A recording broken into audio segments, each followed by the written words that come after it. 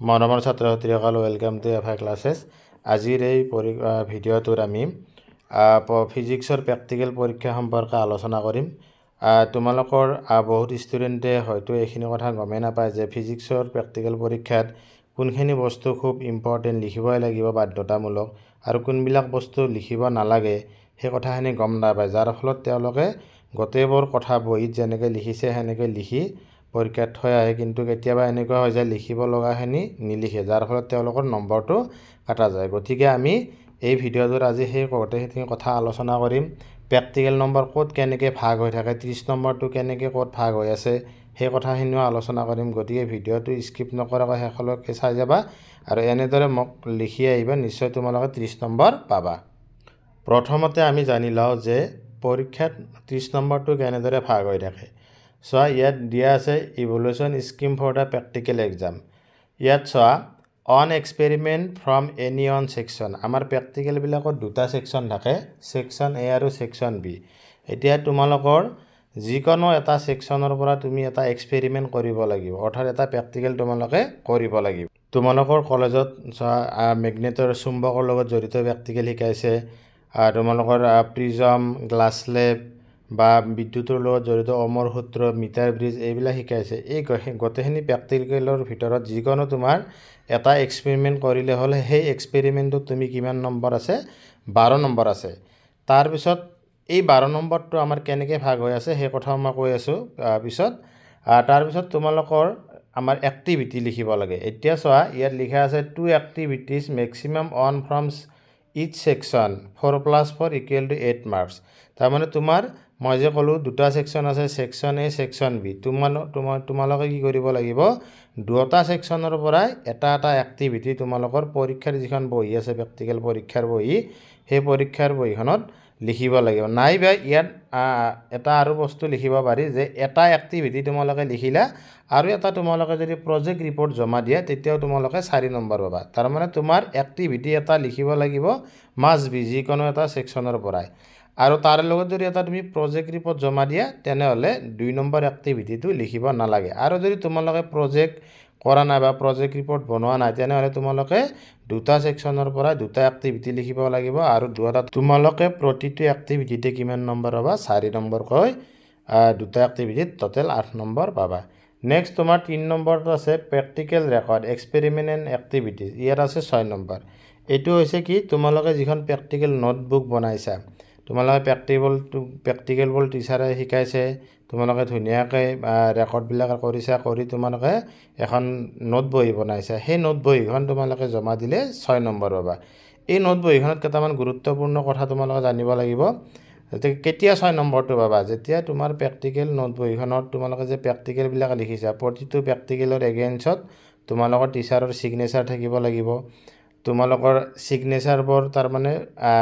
এটাৰ এটাৰে যদি তোমালোকে ছিগনেচাৰবোৰ কৰি লৈছা তেনেহ'লে তোমাৰ এইটো মানে কি হয় মাৰ্কটো কাটা যোৱাৰ চান্স থাকে সেইকাৰণে আমাৰ প্ৰেক্টিকেলটো যিদিনা কৰা হয় তাৰে নেক্সট দিনাই একচুৱেলি চাইনটো কৰাই ল'ব লাগে গতিকে এইখিনি ডিচিপ্লিন সহকাৰে তোমালোকে কৰিব লাগিব কৰি সেই বহিটো যদি তোমালোকে জমা কৰি মানে কৰা তেনেহ'লে সেইটো তোমালোকৰ 6 নম্বৰ আছে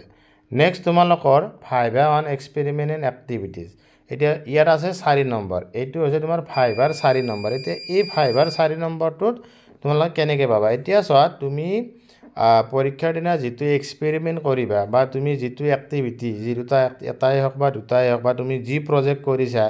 তাৰে ওপৰত তোমাক কি কৰিব এক্সটাৰ্নেলে 5 সুধিব 5ত তোমাক 2-3টা কুৱেশ্যন সুধিব সেই কুৱেশ্যনখিনি যদি তুমি এনচাৰখিনি দিব পাৰা বা তুমি যিটো এক্সপেৰিমেণ্ট কৰিছা তাৰে ওপৰত তোমাৰ নলেজটো টেষ্ট কৰিব গতিকে সেইখিনি বস্তু তোমালোকে যদি ধুনীয়াকৈ ক'ব পাৰা তেনেহ'লে 4 নম্বৰ পাই যাবা এতিয়া আমি চাওঁ যে এই যে 12 নম্বৰ আছে তোমাৰ এক্সপেৰিমেণ্টত এইটোতনো কি কোনটো এক্সপেৰিমেণ্টত কি লিখিব লাগে বা ক'ত কিমান নম্বৰ আছে এইটোও কিন্তু তোমালোকৰ ভাগ হৈ থাকে সেই বিষয়ে তোমালোকক অলপ কৈ দিছোঁ মই চোৱা এতিয়া চোৱা তোমালোকৰ এক্সপেৰিমেণ্টৰ 12 নম্বৰটো এনেকুৱা ধৰণে ভাগ হৈ আছে যে 2+8+2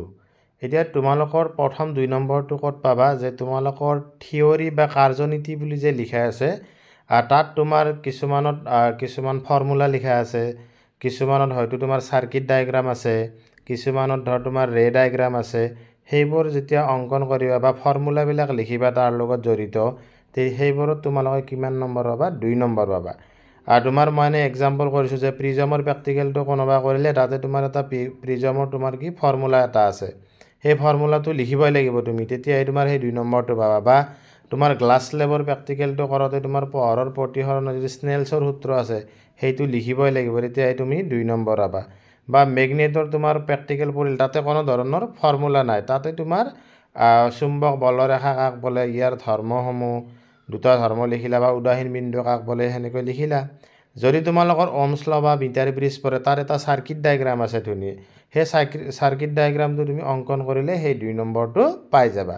নেক্সট তোমাৰ এক্সপেৰিমেণ্টত কিমান আছে 8 মাৰ্ক এতিয়া তুমি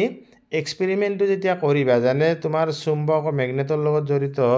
এক্সপেৰিমেণ্টটো পৰিলে তোমাৰ এই মেগনেট এডালৰ চাৰিওকাষৰ যে বলৰেখাবিলাক আমি অংকন কৰি উদাহীন বিন্দুটো ওলাব লাগে সেইখিনি তুমি ভালদৰে কৰিলে তোমাৰ 8 মাৰ্ক আহি যাব ঠিক তেনেদৰে তোমাৰ ওহমছ ল কৰিলে ধুনীয়া ওহমছ ল কৰিলে তোমালোকে ধুনীয়াকৈ বৰ্তনীটো সাৰ্কিটটো বনাই তুমি এক্সপেৰিমেণ্টবোৰ কৰি মানে এক্সপেৰিমেণ্টটো কৰিলা কৰি তাত যিবিলাক ভ্যালু আছে সেই ভ্যালুবিলাক তুমি ধুনীয়াকৈ টেবুল বনালা তাতে তোমাৰ কি হৈ যাব 8 মাৰ্ক পাই যাবা নাইবা তোমালোকৰ ধৰ প্ৰিজমৰ কাৰোবাৰ পৰিল প্ৰিজম আৰু তোমাৰ ধুনীয়াকৈ তোমাৰ প্ৰিজম টুকুৰা লৈ ৰে ডায়াগ্ৰাম মানে কি ৰশ্মিবিলাক পিন পুতি ধুনীয়াকৈ ৰশ্মিবিলাক দি তাত যিবিলাক তোমাৰ নিৰ্গত কোণ ওলাব লাগে সেইখিনি কাম কৰোঁতে তোমালোকে তাতে কিমান নম্বৰ পাবা 8 নম্বৰ পাবা গতিকে তোমাৰ মানে এই 8 নম্বৰটো আছে তুমি প্ৰেক্টিকেলি যিখিনি কাম কৰিবা সেই কামখিনি কৰোঁতে তোমালোকৰ এই 8 নম্বৰটো আছিল আগৰ 2 নম্বৰটো আছিল তোমালোকে সেই প্ৰেক্টিকেলটোৰ লগত জড়িত কাৰ্যনীতি বা তোমাৰ বৰ্তনী চিত্ৰ নাইবা তোমাৰ তাৰ লগত জড়িত যিবিলাক ফৰ্মুলা আছে সেইখিনি লিখিলে 2 নম্বৰ পাবা এতিয়া তুমি ল্যাবৰেটৰীত গৈ এই প্ৰেক্টিকেলখিনি মানে হাতে কামে কৰি যিখিনি তোমাৰ মানে অবজাৰভেশ্যন টেবুলে হওক বা আদি ফিল আপ কৰোঁতে তোমালোকে এই গোটেইখিনি কৰোঁতে তোমালোকে কিমান পাবা 8 মাৰ্ক পাবা হৈছে তাৰপিছত তোমালোকৰ কি আছে ৰিজাল্টত 2 নম্বৰ আছে এই ৰিজাল্টৰ যিটো 2 নম্বৰ আছে এইটো হ'ল তোমালোকে এক্সপেৰিমেণ্টটো কৰি যদি তোমাৰ ফলাফল বুলি লিখা আছে ফলাফলখিনি লিখিব লাগিব তাতে হয়তো তোমাৰ ক্যালকুলেশন কিছুমান কৰি দেখাব লাগিব তাৰ মানে ফলাফলটো যেনে ধৰ তোমাৰ প্ৰিজমৰ ক্ষেত্ৰত বা গ্লাছ লেবৰ ক্ষেত্ৰত তোমালোকৰ প্ৰতিসৰণাংকটো উলিয়াব লাগে সেইটো ক্যালকুলেশন কৰি উলিয়ালে তোমালোকৰ কি পাই যাবা 2 নম্বৰটো পাই যাবা যিখিনি তোমালোকে প্ৰেক্টিকেলটোৰ এগেইনষ্টত তোমালোকৰ ধুনীয়াকৈ বহিখনত লিখা আছে নহয় ফলাফল বুলি সেই ফলাফলখিনি তোমালোকে তাতো লিখিব লাগিব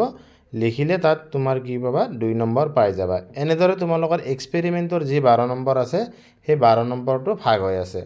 কেনেকৈ 2 নম্বৰ তোমাৰ ফৰ্মুলা সাৰ্কিট ডায়াগ্ৰাম এইবিলাক লিখোতে পাবা 8 নম্বৰ এক্সপেৰিমেণ্টটো কৰোঁতে পাবা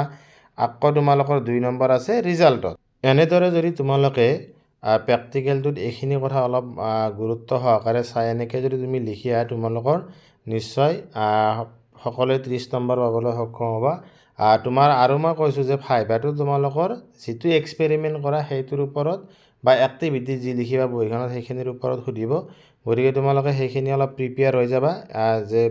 আৰু কি ইয়াত প্ৰশ্ন সুধিব পাৰে বা সেইখিনি এক্সপেৰিমেণ্টৰ কথাখিনি তোমালোকে ভালদৰে জানিব লাগিব সেই কথাখিনিতে তোমাৰ সেই কথাখিনিকে তোমাৰ কি কৰিব ফাইভাত সুধিব গতিকে এনেদৰে তোমালোকে মানে প্ৰেক্টিকেল পৰীক্ষাৰ অৱতীৰ্ণ হ'বা নিশ্চয় তোমালোকে 30 নম্বৰ পাবলৈ সক্ষম হ'বা গতিকে ভিডিঅ'টো চাই যদি ভাল লাগিছে তোমালোকৰ শ্বেয়াৰ কৰিবা লাইক কৰিবা লগতে তোমালোকক এটা ইনফৰমেশ্যন দি থওঁ এই চেনেলত ফিজিক্সৰ থিয়ৰিৰ প্ৰতিটো চেপ্টাৰৰে প্ৰতিটো টপিক ধুনীয়াকৈ বুজাই দিয়া আছে লগতে অনুশীলনীৰ প্ৰশ্নসমূহৰ উত্তৰসমূহ কৰি দিয়া আছে যদি তোমালোকৰ কিবা অসুবিধা আছে তেনেহ'লে তোমালোকে তাৰ ডেছক্ৰিপশ্যনত লিংক দি থৈছোঁ গৈ চাব পাৰা বা প্লেলিষ্টতো সকলোবোৰ ভিডিঅ' পাবা প্ৰিভিয়াছ ইয়াৰৰ কুৱেশ্যনবোৰো ছল্ভ কৰি দিয়া আছে পেপাৰবোৰ আৰু ভিডিঅ'টো বন্ধু বান্ধৱীৰ গ্ৰুপলৈ শ্বেয়াৰ কৰি দিবা যাতে তেওঁলোকে এই কথাখিনি গম পায় আৰু প্ৰেক্টিকেলত ধুনীয়াকৈ 30 নম্বৰ পাবলৈ সক্ষম হয় শেষত চেনেলটো ছাবস্ক্ৰাইব কৰিবলৈ নাপাহৰিবা